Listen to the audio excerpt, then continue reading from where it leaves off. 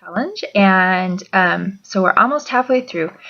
Today I wanted to talk about first Shakeology. So that's all of you guys, or most of you, should be drinking your Shakeology every day, and hopefully you've tried all the flavors now. And kind of know if you like one or over the other, or if you've tried different, some of the fun recipes that I posted, you'll kind of know what you like and don't like. So I just want to talk a little bit about Shakeology, and I'm going to be perfectly honest with you, it is super expensive. It's, without a discount, it is about $140 with shipping, after shipping. Each month, and so that comes out to be like you paid already about $4 to $4.50 a serving every day, and so that seems like a lot out of when you just say it like that. And I'm not gonna lie, it is a lot, and I do feel the same way. But you have to look. So the only way that you're ever gonna feel like it is something that you can do is you have to feel like it is helping you. You have to be committed to doing that and to spend that kind of money. So I just want to talk to you a little bit about, just think, I guess, in terms of what is $4.50.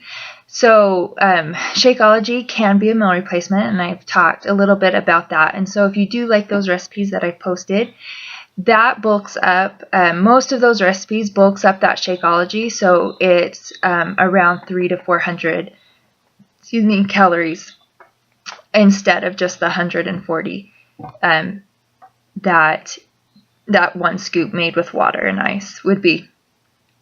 And so it's a meal. So you have to think, well, what would you spend on a meal? Like if you were to go out to eat, or if you were to stop and get a smoothie from a fast food restaurant or a smoothie place, or if you were to stop and get a Naked juice, or Bolt House or Odwalla, one of those juices or smoothies in a bottle, what would you spend on that for that same amount, for that 8 to 12 ounces? And so so if you think about it like that, it's very comparable, but it is so much more than any of those things. And so one of the things that I loved about it is that they are made from whole foods. It's not little bits and pieces of the foods. Like that's what a lot of them are, is, they're the food is processed, and just the part that they want is taken out, and so then it's processed. Everything in Shakeology is natural, and it's in the whole food form, and so that is great. That's one of the things I love about it. And then all of these, there's over 70 superfoods in it, and all of them work synergistically. So it's not like, okay, listen, this shake is awesome because it has acai and pomegranate in it, but then it has a whole bunch of other fillers or additives to it, but it has these two awesome superfoods in it.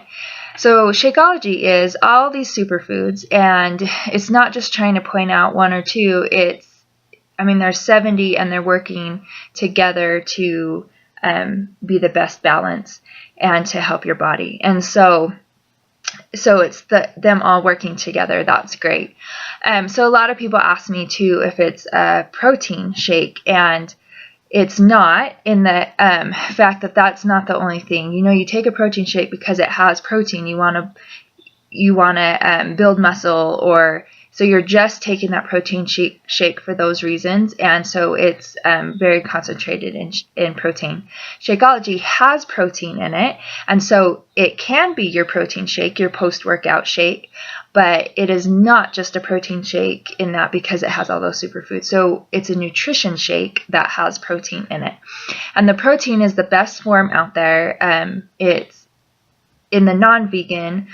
It's a whey protein isolate instead of whey protein concentrate, which whey protein isolate is actually a higher concentration of protein than the whey protein concentrate. So if you're looking at protein powders, that's something to look at. And then it also has a lot of vegetable protein in it, and so that's an added benefit.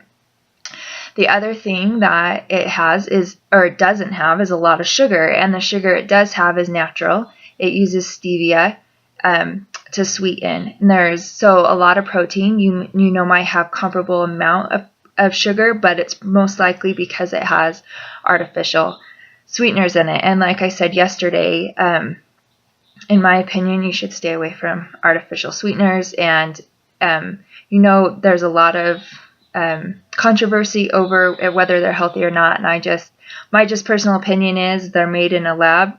I'm gonna stay away from them. And so so that's another thing that Shakeology is great, is it doesn't have all that sugar.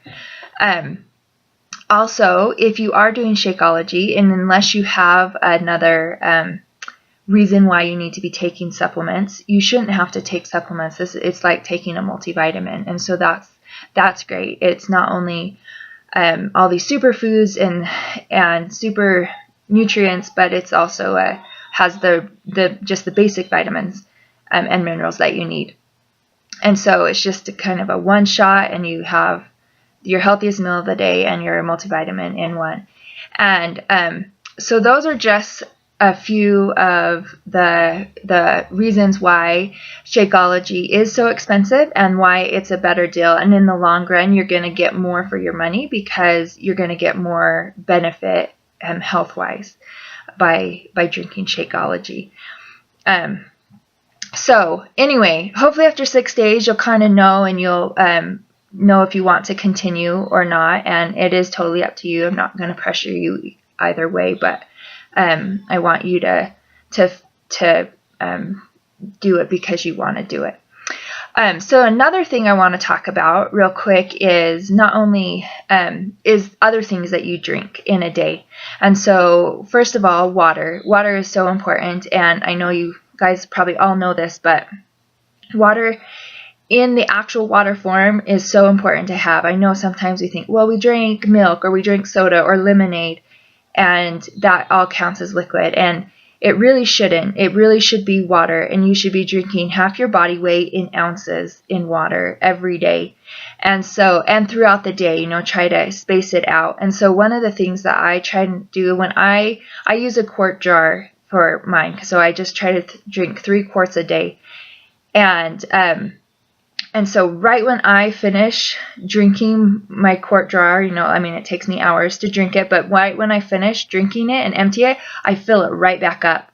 I try not to ever let it sit empty, and I try to have it with me. Like when I'm working on the computer doing my Beachbody business, I have my jar, not right by my computer because I'm a klutz, so I might spill it, but it's within arm's reach over on the bookshelf, and so I have it with me all the time. And so that's a trick. And so just water is so important. Our body is 80% water. We need it for our muscles, our blood, in flushing wastes, in our digestive system. Everything in our body needs water. And the more water we have, the more able our body is to do its job, and it's not trying to conserve water or get water from somewhere else. And so it is so important. So another thing,